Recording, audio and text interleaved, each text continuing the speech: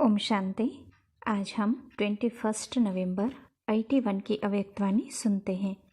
आज की वाणी का सार है, छोड़ो तो छूटो, सदा कर्म बंधन मुक्त, बीज रूप वृक्षपति शिव बाबा बोले।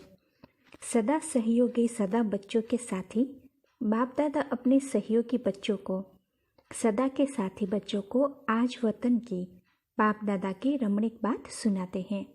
आप सभी भी रूहानी रमणीक मूर्त हो ना, तो ऐसे बच्चों को बाप भी रमणीक बात सुनाते हैं। आज वतन में बाप दादा के सामने एक बड़ा सुंदर अलौकिक अर्थ सहित वृक्ष इमर्ज हुआ। वृक्ष बड़ा सुंदर था और वृक्ष की डालियां अनेक थी, कोई छोटी, कोई बड़ी, कोई मोटी, कोई पतली थी। लेकिन उस अलौकिक वृक्ष के ऊपर भिन्न भिन्न प्रकार के रंग बिरंगे बहुत सुंदर पंछी थे, जो हर एक अपनी अपनी डाली पर बैठे थे। पंछियों के कारण वृक्ष बड़ा सुंदर लग रहा था।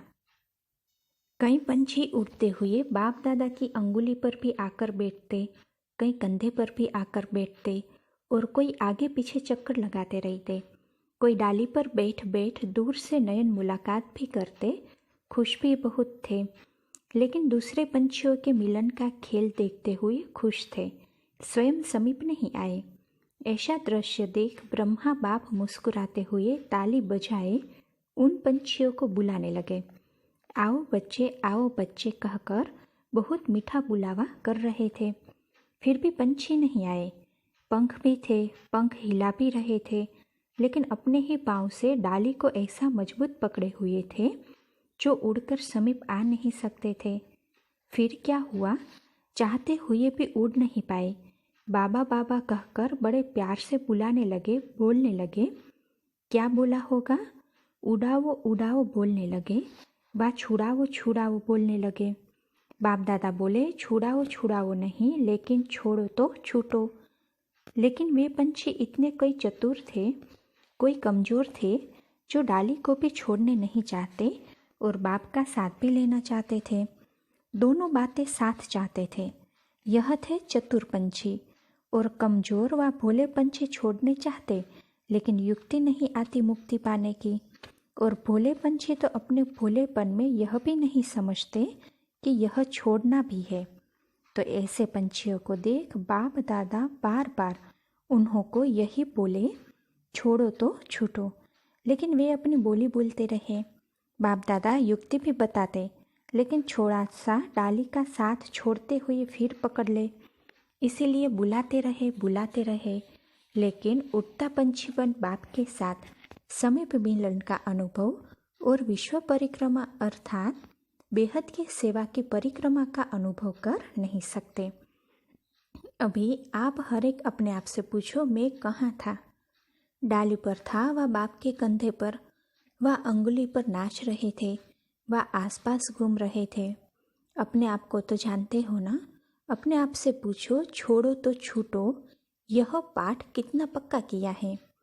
छोड़ो तो छूटो यह पाठ सदा याद है? वह दूसरा छोड़े तो मैं छोड़ूं, वह बाप छुड़ाए तो मैं छूटूं, ऐसा पाठ तो नहीं पढ़ लेते हो? किसी भी प्रकार की डाली को अपने बुद्धि रूपी पाँव से पकड़ के तो नहीं बैठे हो। किसी भी पुराने स्वभाव संस्कार व किसी भी शक्ति की कमी होने के कारण, निर्बल होने के कारण डाली पर ही तो नहीं बैठ गए हो। हर बात में छोड़ो तो छूटो यह प्रैक्टिकल में लाते हो। यही पाठ ब्रह्मा बाप को नंबर 1 ले गया। शुरू से छोड़ा तो छूट गया ना। यह नहीं सोचा कि साथी मुझे छोड़े तो छूटूं, संबंधी छोड़े तो छूटूं, विघ्न डालने वाले विघ्न डालने से छोड़े तो छूटूं, भिन्न भिन्न परिस्थितियाँ मुझे छोड़े तो छूटूं, यह कभी नहीं सोचा। सदा स्वयं को यही पाठ पक्का प्रैक्टिकल में दिखाया। वैसे फॉलो फादर, इसको कहा जाता है ऑटो सेव अर्जुन। तो अर्जुन बन गया ना, अर्थात बाप के अति समीप समान कंबाइन बन गए। जो आप सभी भी बाप दादा कंबाइन बोलते हो ना, तो ऐसे बने हो। वह कभी कैसे जैसे यह बिजली कर रही है, तो बिजली बार बार आती और जाती थी। तो बाबा ने कहा, तो कभी छोड़ो तो छूटो, कभी दूसरा छोड़े तो छूटो, यह खेल तो नहीं खेलते हो। यह बिजली का भी खेल है ना, कभी आना कभी जाना, यह भी खेल हुआ। तो ऐसा खेल तो नहीं करते हो। सदा अच्छा लगता है या आना जाना अच्छा लगता है? तो हर बात में, चाहे स्वभाव परिवर्तन में, संस्कार परिवर्तन में, एक दो के संपर्क में आने में, परिस्थितियों या विघ्नों को पार करने में क्या पाठ पक्का करना है? स्वयं को छोड़ो तो छूटो। परिस्थिति आपको नहीं छोड़ेगी, आप छोड़ो तो छूटो। दूसरी आत्माएं संस्कार के टकराव में भी आ जाती है, तो भी यही सोचो कि मैं छोड़ूं तो छूटूं। यह टकराव छोड़े तो छूटूं, यह नहीं। अगर यह छोड़े तो छूटा हूँगा तो टकराव समाप्त होकर फिर दूसरा शुरू हो जाएगा। कहाँ एक इंतजार करते रहेंगे कि यह छोड़े तो छूटूं। यह माया के विघ्न। व पढ़ाई में पेपर तो समय प्रति समय भिन्न भिन्न रूपों से आने ही है। तो पास होने के लिए मैं पढ़ूँ तो पास हूँ या टीचर पेपर हल्का करे तो पास हूँ? क्या करना पड़ता है?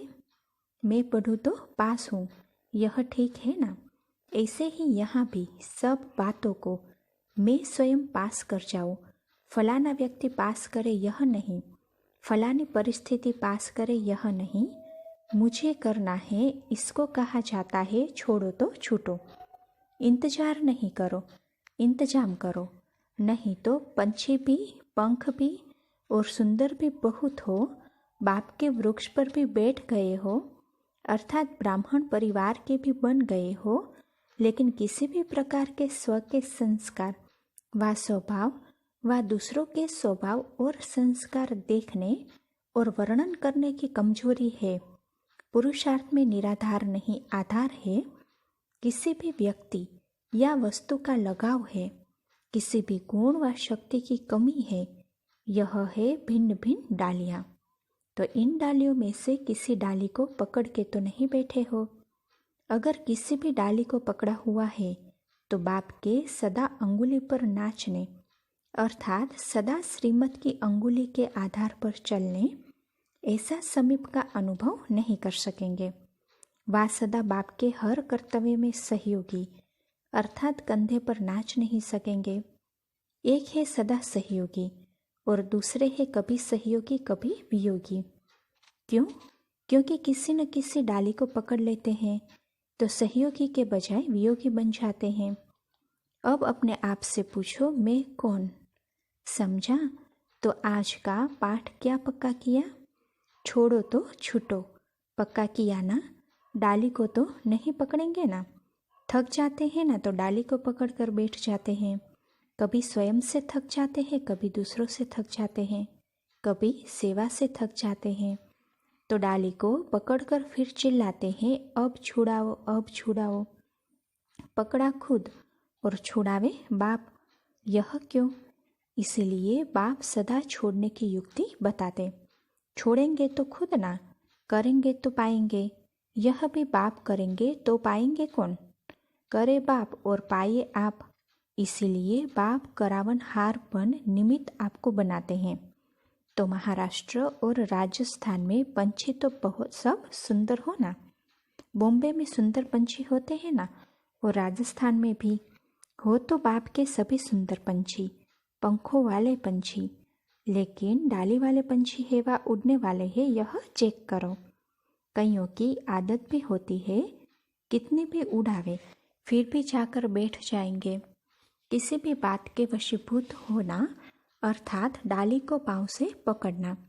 वशीकरण मंत्रों भूल जाते तो वशीभूत हो जाते। तो महाराष्ट्र के पंछी कौन है?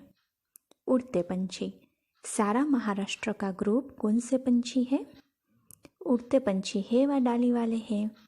और राजस्थान से कौन से पंछी आए हैं? छोड़ो तो छूटो या छोड़ दिया है और छूट गए हैं। थक जाते हैं तो डाली को पकड़ लेते हैं। राजस्थान के पंछी तो बहुत सुंदर प्रसिद्ध है। नाचने वाले भी पंछी है ना, किसी के वश तो नहीं होते ना।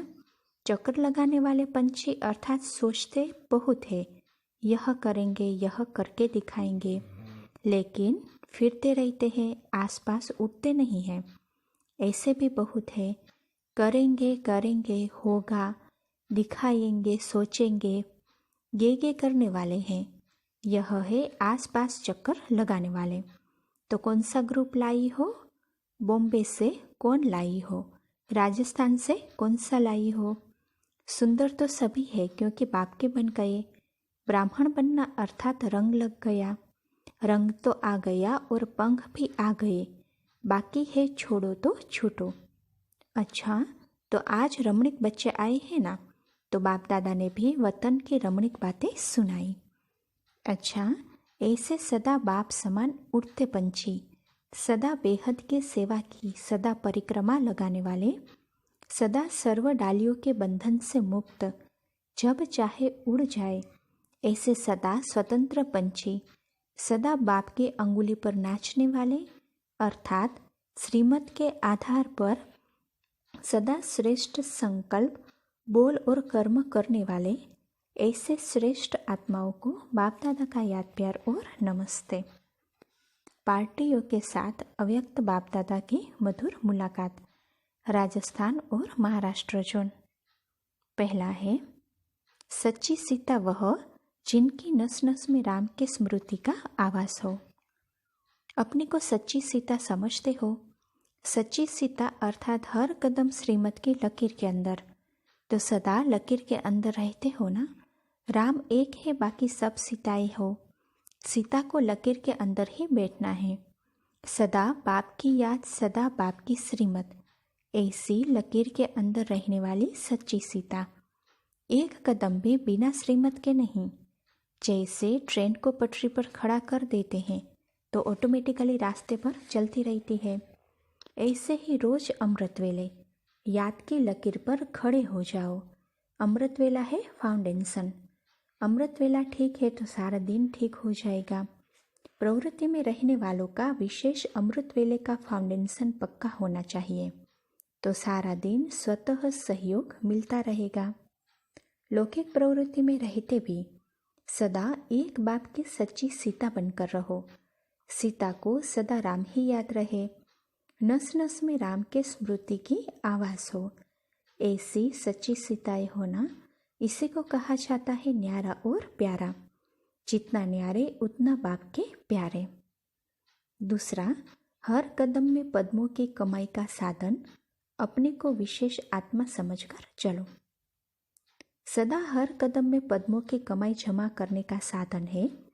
हर कदम में अपने में विशेष आत्मा समझो, तो जैसी स्मृति होगी वैसी स्थिति स्वतः हो जाएगी। कर्म भी विशेष हो जाएंगे। तो सदा यह स्मृति रहे कि मैं विशेष आत्मा हूँ, क्योंकि बाप ने अपना बना लिया। इससे बड़ी विशेषता और क्या हो सकती है?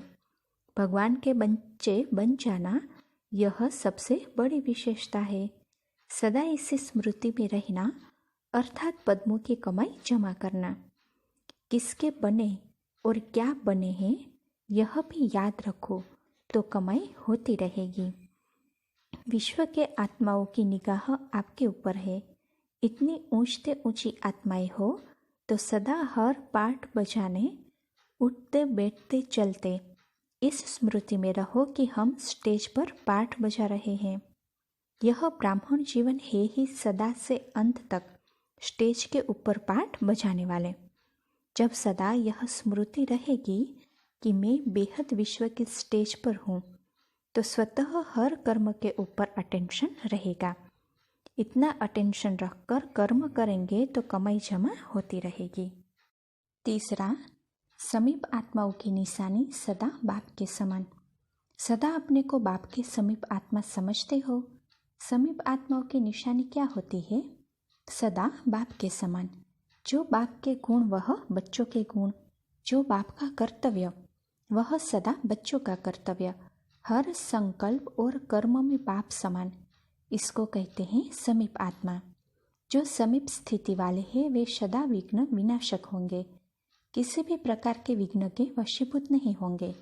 अगर विघ्न के वशीभूत हो गए तो विघ्न विनाशक नहीं कह सकते।